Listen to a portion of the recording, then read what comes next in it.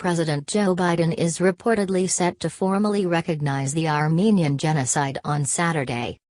No U.S. president has given such recognition to the World War I-era killings of 1.5 million Armenians. Turkey has warned that such a move would harm relations at a time when they're already strained. President Joe Biden is poised to formally recognize the Armenian genocide on Saturday, The New York Times reported per officials familiar with deliberations on the matter, in a historic move that could further royal U.S.-Turkey relations.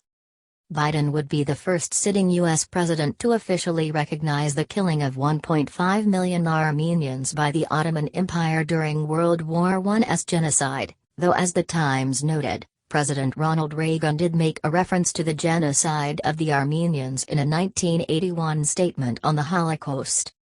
The step Biden is reportedly set to take would occur in concert with Armenian Genocide Remembrance Day, which happens every year on April 24.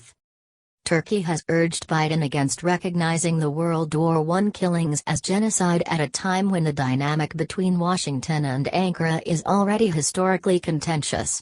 Speaking on the matter during an interview with the Turkish broadcaster Haberturk on Tuesday, Turkish Foreign Minister Mevlut Cavusoglu said, "Statements that have no legal binding will have no benefit, but they will harm ties. If the United States wants to worsen ties, the decision is theirs," Cavusoglu added. The White House did not immediately respond to a request for comment from Insider. As a candidate, Biden promised to recognize the mass killings as genocide.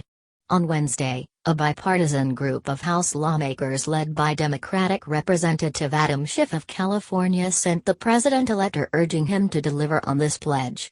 When asked about the letter at Wednesday's press briefing, the White House press secretary, Jen Psaki, said the president would have more to say about Remembrance Day on Saturday.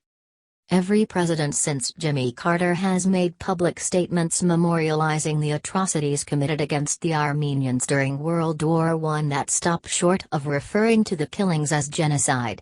In a statement on the annual Remembrance Day last year, for example, President Donald Trump characterized the killings as one of the worst mass atrocities of the 20th century. 49 U.S. states and dozens of countries, including key U.S. allies and fellow NATO members such as France, Germany, and Canada, have recognized the killings as genocide. In 2019, both the House and the Senate passed resolutions designating the mass slaughter as genocide. The slaughter, which began in April 1915, transpired as the Ottoman Empire forced Armenians on death marches from the eastern Anatolia region in present-day Turkey to the Syrian desert. Turkey has dismissed any characterization of the massacre as genocide, even as scholars and historians widely regard it as an indisputable fact. There are eyewitness accounts from survivors and reports of mass graves from diplomats who saw and documented the killings firsthand. Raphael Lemkin, a lawyer of Polish Jewish origin who lost much of his family during the Holocaust and coined the term genocide, studied the atrocities against the Armenians closely. In other words, the word genocide is fundamentally linked to what happened to the Armenians during World War I. Despite the evidence and agreement among scholars, U.S. presidents have consistently avoided calling the killings genocide over fear of angering Turkey, a country long regarded in Washington as a vital NATO ally. The U.S. also has nuclear weapons stored in Turkey. Not long after his inauguration, Biden pledged that his foreign policy would be centered on human rights. Critics have said Biden is falling short on this promise on an array of issues, ranging from refugees to relations with Gulf states.